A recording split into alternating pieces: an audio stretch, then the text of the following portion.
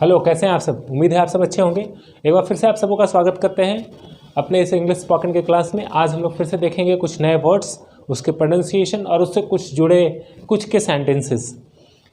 उसके बाद हम लोग चलेंगे अपने ग्रामर के सेक्शन में।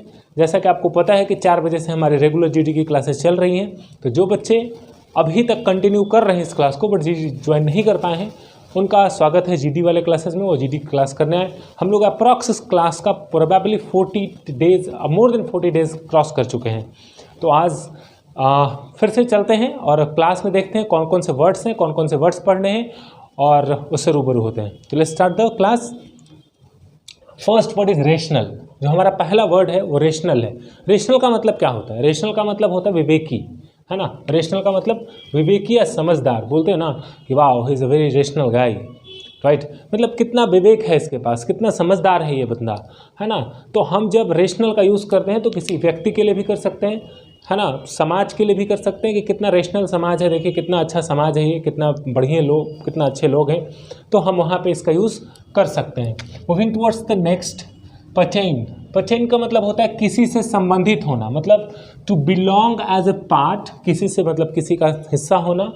अगर आप किसी के मेंबर हैं, मेंबर। एसेसरीज अगर कुछ है किसी से संबंधित, या फिर कोई प्रोडक्ट है, उसको हम क्या कहेंगे? उसको कहेंगे पर्टेन, राइट। चलते हैं अगले वर्ड की तरफ। कौन सा वर्ड है? इंडिजीनियस, मतलब देसी, है ना। जैसे कहा जाता है dowry is an indigenous system of our country. जो डाउरी सिस्टम है वो इंडिजीनियस सिस्टम है। ऐसे बहुत सारे पुरानी जो चीज़ें जो हमारा सिस्टम चला रहा है वो इंडिजीनियस सिस्टम है, बहुत पुराने से, वो देसी है हमारा, है ना। जैसे दैट जो जैसे रेशनल होना हमारा क्या है? देसीपन है। हम बहुत रेशनल होते हैं भारतीय लोग। तो ये that is what, it's a indigenous system. ये इंडिजीनियस सिस्टम है, मतलब ये देसी वाला सिस्टम है, हम शुरू से ही ऐसे रहे हैं। तो दैट इज़ इंडिजीनियस। इंडिजीनियस का मतलब क्या हुआ? देसी। अगर आपको कुछ देसी से यूज़ करना होगा तो आप क्या यूज़ करेंगे? इंडिजीनियस। ये देखिए, इसका मतलब क्या है? एसिनेशन, एसेसिनेशन। इसको पढ़ते हैं एसेसिनेशन। एसेसिनेशन का मतलब होता है हत्या करने का कार्य, मतलब टू मर्डर। एसेसिनेशन का मतलब हत्या करने का कार्य या murder, that is the meaning of assassination, right. अगर किसी का हत्या कोई कर रहा है या कर दिया गया है, राइट, तो जो कार्य है हत्या करने का, मर्डर करने का जो कार्य है उसको एसेसिनेशन कहते हैं। Next one, henchman. एक ऐसा फॉलोवर, हेंचमैन का मतलब एक ऐसा फॉलोवर जो बहुत सपोर्टर है किसी पर्टिकुलर पार्टी का या किसी पर्टिकुलर आदमी का।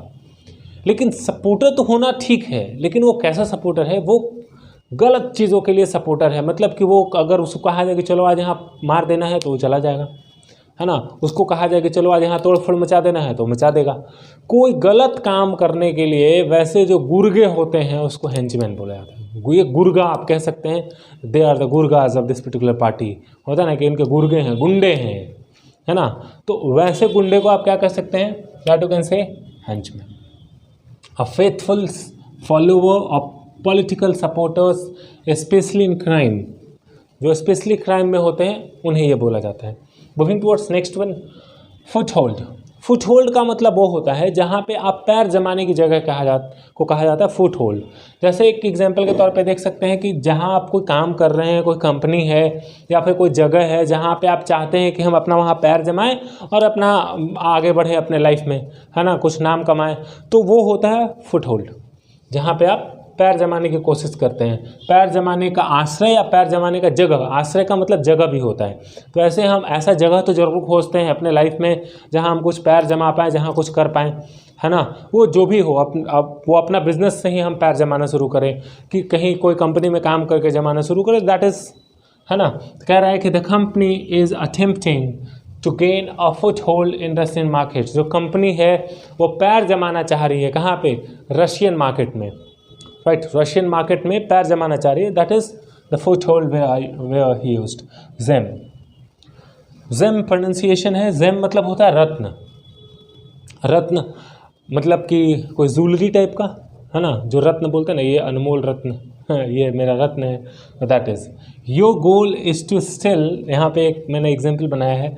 योर गोल, तुम्हारा जो गोल है, तुम्हारा जो लक्ष्य है, इज टू स्टिल चोरी करने का एक necklace with a red gem on it, है ना।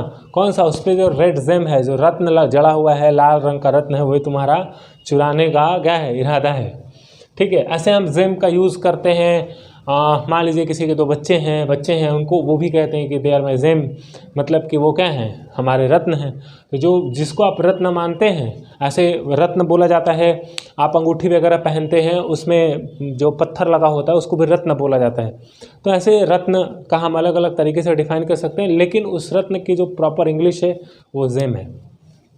चलते हैं अगले वर्ड की तरफ। अगला वर्ड जो हमारा है वो है कंसर्न, है ना। कंसर्न क्या है, कहा जाता है चिंता। जैसे जो तुम्हारा हेल्थ है ये मैटर ऑफ कंसर्न है ना। Your health is the matter of concern, this point is the matter of concern, this incident is the matter of concern, ऐसे हम यूज़ करते हैं, राइट। कि ये जो मसला है ये मैटर ऑफ कंसर्न है ना। ये मुद्दा चिंता का विषय है। तो जब आप किसी बात को ये चिंता का विषय कहेंगे तो आप क्या कहेंगे, it's a matter of concern, है ना। जैसे अभी कुछ हो रहा है और सपोज कीजिए कि जो आपको गड़बड़ी दिखे तो आप कह सकते हैं it's a matter of concern. आपका हेल्थ ठीक है, अचानक से कुछ खराबी हो जाए तो आप सोचेंगे that you will think about it and you say that कि it's a matter of concern, right, that I should meet with the doctor, हमको डॉक्टर से मिलना चाहिए चूँकि ये चिंता का विषय है। तो जहाँ चिंता का विषय की बात है वहाँ पे हम क्या यूज़ करेंगे, वहाँ पे हम कंसर्न का यूज़ करेंगे। ठीक है, वहाँ पे किसका यूज़ करेंगे, कंसर्न। जैसे your health is the matter of concern, जो तुम्हारा हेल्थ है वो क्या है, मैटर ऑफ कंसर्न। हमारा अगला वर्ड है वो है टैबू। टैबू का मतलब होता है, टैबू मीन्स मनाही, है ना। बोलते हैं ना कि यहाँ ये चीज़ मना है, प्रोहिबिटेड है, जिसको आप कह सकते हैं क्या है, प्रोहिबिटेड है, मना है। तो क्या कहेंगे, in this company smoking is taboo. इस कंपनी के लिए क्या है, जो स्मोकिंग है, जो सिगरेट पीना है वो यहाँ पे मनाही है, ये टैबू है ना, इट्स अ टैबू। ऑर्चिड मतलब होता है place where people grow fruits a tree, है ना। एक ऐसा जगह जहाँ पे फल हो, ग्रीन प्लांट्स हो, ऐसे ग्रीनरी लगा हुआ हो, उसको हम क्या बोलते हैं, ऑर्चर्ड बोलते हैं, है ना। क्या बोलते हैं, ऑर्चर्ड बोलते हैं। तो ये हमारा हुआ आज का वर्ड्स।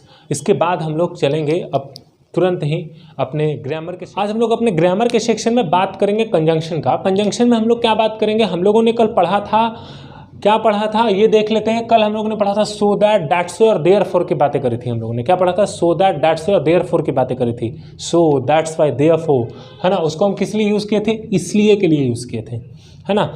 आज जो बच्चे देख रहे हैं मैं उनको ये बता दे रहा हूँ कि हम लोग हर दिन अपने अपने स्टेप्स में आगे बढ़ रहे हैं। हम लोगों ने कल कंजंक्शन का फर्स्ट पार्ट मतलब एक चीज़ की बात करी थी, जिसमें हम लोगों ने देखा था कल सो दैट्स या देयरफॉर के बारे में। इसका लिंक आपको इसी प्लेलिस्ट में मिल जाएगा, वहाँ से आप देख सकते हैं। कल की जो क्लासेज हुई थी कंजंक्शन की, आज कंजंक्शन की दूसरी क्लास है और दूसरी क्लास में हम लोग पढ़ेंगे बट के बारे में, देखेंगे कि बट क्या होता है। उससे पहले देख लें कि कंजंक्शन क्या होता है। तो कंजंक्शन क्या होता है, कंजंक्शन एक ऐसा वर्ड है, conjunction is a word which joints, जो जोड़ता है क्या, टू वर्ड्स एंड सेंटेंसेस को, दो वर्ड और सेंटेंसेस को जोड़ने का काम करता है। इसे क्या कहते हैं, इसे हम कंजंक्शन कहते हैं। Yesterday what we discussed, so that, that's why, therefore, ये हम लोगों ने कल चर्चा किया था। आज हम लोग को जो पढ़ना है वो पढ़ना है बट। बट का मतलब होता है लेकिन, है ना। अब देखिए बट जब हम किसी सेंटेंस में यूज़ करते हैं तो क्या बताता है, वो बताता है कॉन्ट्रास्ट, मतलब विरोधाभास बताता है। क्या बताता है, कॉन्ट्रास्ट बताता है। एग्जाम्पल के तौर पे देखते हैं कि वो कैसे कॉन्ट्रास्ट बताता है और ऐड करने का क्या काम करता है वो, राइट। It shows contrast. जो बट है वो क्या दिखाता है, कॉन्ट्रास्ट दिखाता है। जैसे कि वह तो अमीर है, वह तो अमीर है लेकिन खुश नहीं है। अब देखिए कॉन्ट्रास्ट है, विरोधाभास है। अमीर है तो खुश होना चाहिए उसको, है ना, लेकिन अमीर है लेकिन खुश नहीं है, राइट। अमीर है लेकिन खुश नहीं है। तो क्या कह रहा है, सी इज़ वेरी रिच, वो बहुत अमीर है, बट सी इज़ अनहैप्पी, लेकिन क्या है, वह अनहैप्पी है, खुश नहीं है, राइट। अब देखिए यहाँ पे बट का काम क्या हुआ, कॉन्ट्रास्ट दिखाने का हुआ। यहाँ बट क्या कर रहा है, but is showing what, but shows contrast in this sentence. But जो है ये कॉन्ट्रास्ट दिखाता है। कल हम लोगों ने पढ़ा था इसमें कि एक रीज़न बताता है तो एक रिजल्ट आता है, पढ़ा था ना, याद होगा आपको। एक रीज़न और रिजल्ट किस में, हम लोगों ने सो दैट्स वाई में पढ़ा था। लेकिन ये जो सेंटेंस है ये क्या बताता है, ये बताता है आपको कॉन्ट्रास्ट दिखाता है। एग्जाम्पल के तौर पे दूसरा सेंटेंस देखते हैं, ही इज़ पुअर, वह गरीब है लेकिन ऑनेस्ट है। ऐसे आप गरीब जो आदमी है जो हमेशा पैसे के लिए, हमेशा हर चीज़ के लिए परेशान होता है, आप उससे ईमानदारी की उम्मीद तो कर ही सकते हैं। जो बड़े लोग होते हैं, जो बहुत पैसे वाले होते हैं, जिनका रोज़ बिजनेस चलता है, वो बहुत कंजूस भी होते हैं और उनसे आप ईमानदारी की उम्मीद भी नहीं कर सकते और हमेशा आपको क्रश करते रहेंगे। लेकिन जो गरीब होते हैं एटलीस्ट वो ईमानदार तो ज़रूर होते हैं, है ना। तो कहा गया क्या कि ही इज़ पुअर, वह गरीब है बट ऑनेस्ट है, वो क्या है, ईमानदार है। आप देखिए ये सेंटेंस का कॉन्ट्रास्ट है ना। गरीब है, हम लोग आप किसी से भी पूछ लें तो हमेशा लोग क्या करते हैं, गरीब को ताना मारते हैं, देखो गरीब ऐसा है, गरीब वैसा है, गरीब वो गरीब ऐसा कर दिया। लेकिन जो गरीब है वो जानता है कि गरीब जो है वो हमेशा क्या होता है, ईमानदार होता है। ईमानदारी अगर कहीं है बची हुई तो गरीबों में है, राइट। मैं नहीं कहूँ कि गरीब बन जाओ, लेकिन इट्स वेरी इंपॉर्टेंट कि if you want to learn the honesty, it's important to see the people those who are still poor, right. तो कहा जाता है he is poor but honest, right. Next one, she is a very intelligent. वो क्या है, बहुत intelligent है। She is a very intelligent but lazy, है ना। ऐसा उम्मीद हम लोग करते हैं ना कि बहुत ही इंटेलिजेंट है तो बहुत तेज़ है तो बहुत एक्टिव होगी। ऐसा उम्मीद करते हैं कि अगर कोई आदमी बहुत तेज़ है तो बहुत एक्टिव होगा, लेकिन ऐसा नहीं, वो बहुत तेज़ है लेकिन उतने ही इनएक्टिव है। उसका डेमेरिट्स क्या है, वो लेजी है। यह कॉन्ट्रास्ट वाला सेंटेंस है। She is intelligent but lazy, he is intelligent but lazy, वो इंटेलिजेंट है बट लेजी है ना। He is intelligent but he doesn't work hard, वो इंटेलिजेंट है बट मेहनत ही नहीं करता है। तो इस तरह से विरोधाभासी सेंटेंसेस है ना। सी लेबर्ड हार्ड, वह कड़ी मेहनत करती है। सी लेबर्ड हार्ड बट, यहाँ पे क्या ऐड होगा, बट कुडंट गेट सक्सेस, लेकिन उसको कड़ी मेहनत करने के बाद भी क्या नहीं मिला, सफलता नहीं मिला। ऐसा तो आप उम्मीद कर ही सकते ना कि भाई हम बहुत मेहनत किए तो मुझे सफलता मिल जाएगी। ऐसे तो बच्चे जो भी तैयारी करते हैं, जो मेहनत करते हैं, उनको ये लगता है कि भाई हम आज कुछ अच्छा कर रहे हैं तो मेरे को कल कुछ अच्छा होगा, है ना। ऐसा सोच के लोग मेहनत करते हैं। हालांकि ऐसा सोचना भी ठीक ही है कि आप मेहनत कर रहे हैं तो ये सोचें। तो कह रहा है कि सी लेबर्ड हार्ड, वो कड़ी मेहनत करती है बट कुडंट गेट सक्सेस, उसे सफलता नहीं मिलता है। तो अब देखिए यहाँ पे, अब ये देखना है कि एक कंजंक्शन के तौर पे कैसे काम कर रहा है। आप कहिए कि सर यहाँ कंजंक्शन क्या है। एग्जाम्पल के तौर पे देखिए, सी इज़ वेरी रिच, एक हमारा सेंटेंस है, सी इज़ वेरी रिच। दूसरा है सी इज़ अनहैप्पी। सी, अब इसमें कोई सेंस ही नहीं है, अलग अलग लिख दें, सी इज़ वेरी रिच और सी इज़ अनहैप्पी, कोई सेंस है, कोई सेंस नहीं है। लेकिन वहाँ पे एक बट डाल दें, अपना काम हो गया, सेंटेंस तो तैयार हो गया भैया।